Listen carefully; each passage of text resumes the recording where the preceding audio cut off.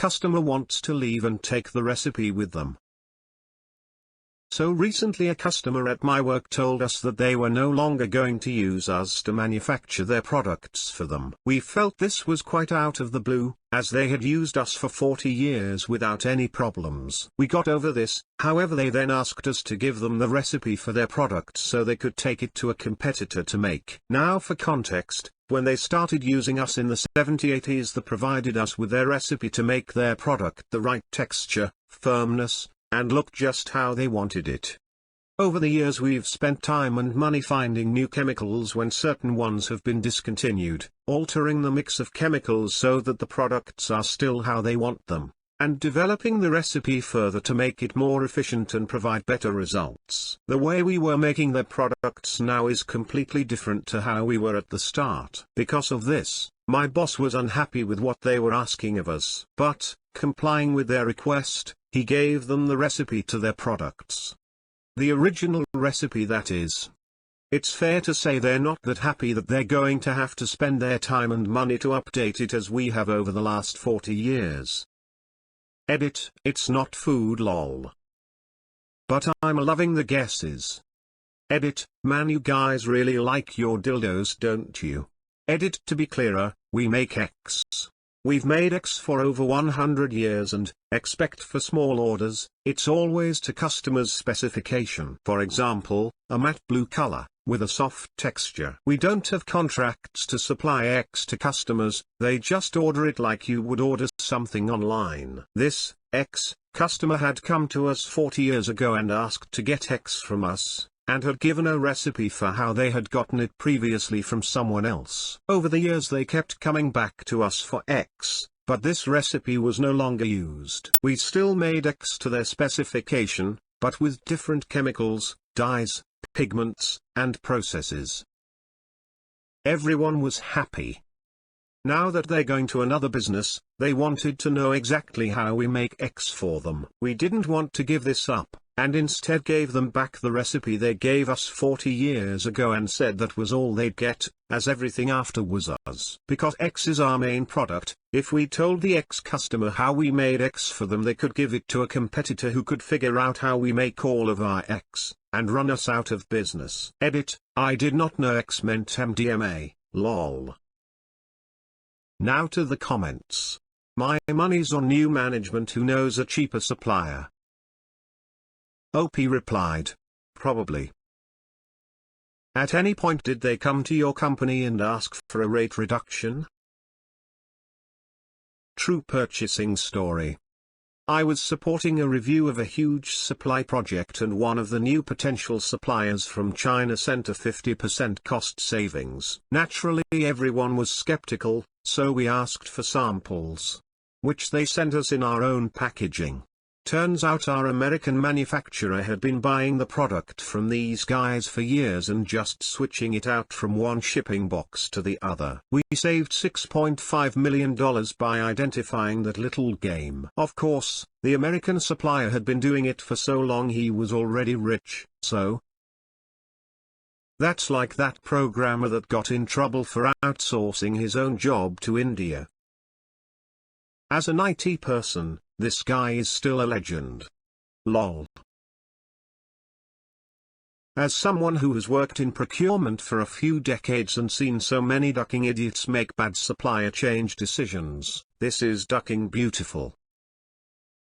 I worked on the manufacturing side and dealt with these requests frequently. Our policy was that we would either provide copies of all documentation supplied to us when we originally quoted the contract, like the OP did here, or we did allow them the option of purchasing all of our manufacturing documentation related to their contract. The cost would be equal to what we estimated to be the annual revenue from the contract, which was meant to cover the time it would take to replace the lost revenue as well as development costs. We'd offer up all of our technical drawings, flat patterns, machine code, etc., but excluded anything we would consider a proprietary secret. For example, if we developed an annealing process to prevent stress cracks during manufacturing, we took that process to the grave. Just 1 year? That seems too low. I'm amazed you still had it. Well done. OP replied. He did spend quite a while going back through old records to find it, haha. I love the additional pettiness. They got what they asked for, their recipe. What you have done to it is your property. I bet he comes crawling back, lol. Raise your prices then, saying supply costs went up. I know of a similar case here in Norway. A company that makes clothes, mostly uniforms for marching bands and such, wanted to modernize, and upgraded the cutting room with a plotter and layout system that could fit all the different parts onto a paper that was just as wide as the fabric rolls. This is actually quite advanced. Some parts needs to be placed along the threads, others could be laid any which way, and it had to deal with different sized uniforms, and all to minimize waste. After it was drawn on paper, they lay it on top of several layers of fabric and cuts the parts out. Simple enough. Anyway, they hired the company that installed the system to also digitize their drawings. All their drawings. And didn't read the contract they signed, and there it said the contractor would get copyright ownership of the digitized drawings. They took them to court, and lost, and had to hand over all copies of the files, including their backup tapes. Always read the contract. That's pretty sucky. Imagine an interior designer owning your bedroom because you paid them to update the look. I work in a building, where every permanent change we make has to be approved by the lunatic architect that designed it. He wanted to hide Wi-Fi access points behind ceiling panels. If we couldn't find them in the right shade of grey, which would have rendered them completely useless. He didn't want to allow signs pointing to fire extinguishers and emergency exits. Some fire extinguishers were planned inside server rooms, which isn't bad. But he wanted us to keep the rooms unlocked, because he didn't want extinguishers visible in the hallway. Room signs still are hidden away in the door frames, you can only read them if you're standing directly in front of the room. We are a college BTW and half my work hours I spend telling students how to get to class or bathrooms, because we weren't allowed to put up signs pointing there either. There is a heating and cooling system hidden behind wall panels. The panels were custom made by a carpenter. There are slots cut in from top to button, every inch. Looking at these panels makes people dizzy all the time, because they form a moire pattern. We aren't allowed to cover them, because ventilation would be obstructed. This is beautiful. We recently had a customer want the IP for a recipe we were developing for them. We refused as we were doing all the development work for free from them with the understanding we would be producing them. Oh, the naivete. If I am giving you free service, I own it. If you pay for the work, you own it. Simple as that.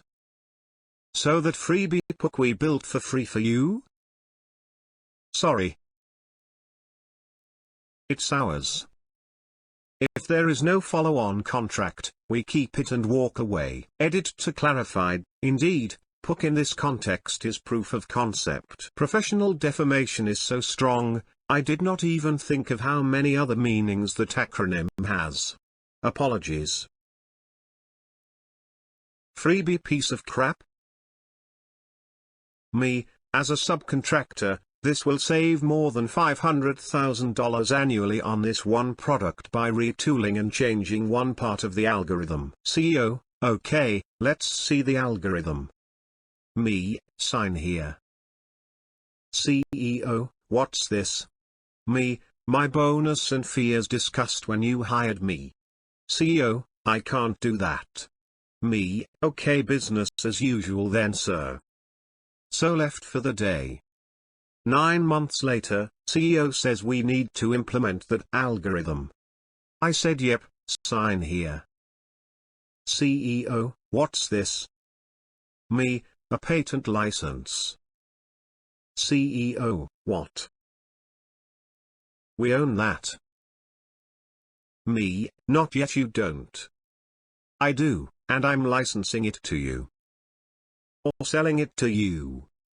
CEO, weeks of threats and finally, you're fired and a team of liars, I mean lawyers, dang autocorrect. Client, what happened? So, I filled them in. Showed them the algorithm and patent.